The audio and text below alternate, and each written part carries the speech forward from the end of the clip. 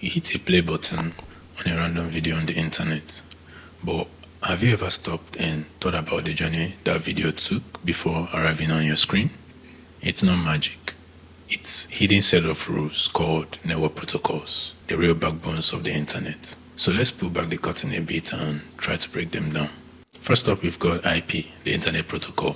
Think of the internet as billions of machines trying to communicate with each other, but they need a common language, right?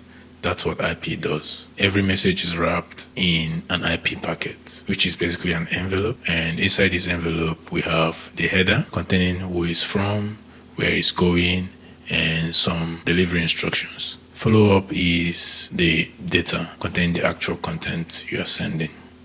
There are two versions of this system. We have the IP version 4, which gives us about 4 billion addresses, but the internet grew too fast, so especially when it came to Internet of Things, devices needing IPs. So to address this, IP version 6 was created. Massive upgrade with practically unlimited addresses. Think of it like moving from your local town's phone book to the phone book of the entire galaxy. Next up, climbing the stack is the transport layer, containing protocols like TCP and UDP. Now, IP just delivers the envelope, but how the envelope gets handled on the way to the server and vice versa depends on this layer. TCP, or Transmission Control Protocol, is like certified mail. Every packet is tracked, delivered in order, and double-checked.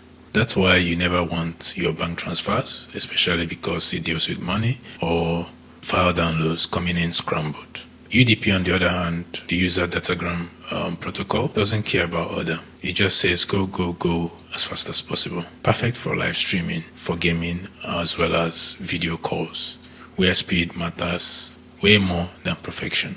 You might have noticed a video glitch for a second, but it keeps going.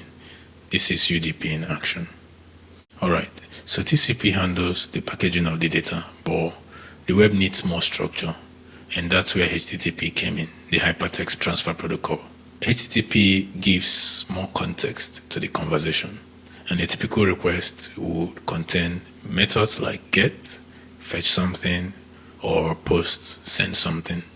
Then the headers containing extra details over TCP, and lastly the body containing the actual content. But the thing is, plain HTTP request is like talking about your secret in a crowded cafe, never knowing who is listening to you. That's why we use SSL or TLS, which is just an encryption that locks the conversation. Now only you and the server can read it, and that's why you see little padlocks on the left side of your browser URL. And finally, the magic trick that makes the internet human-friendly, the DNS, the main name system. It translates names into machine-readable IP addresses. Your computer asks a DNS server, hey, what's the IP for this name? It finds it like a librarian pulling an item from a shelf, hands it over, and now you are connected.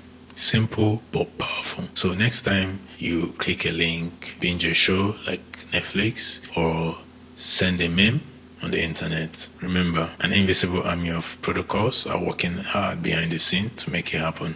This is the internet backbone, the silent rules that keep our digital world alive. We've pulled back the curtain today on internet protocols, and if you find it enriching, don't forget to like, subscribe, and look forward to seeing you in the next one.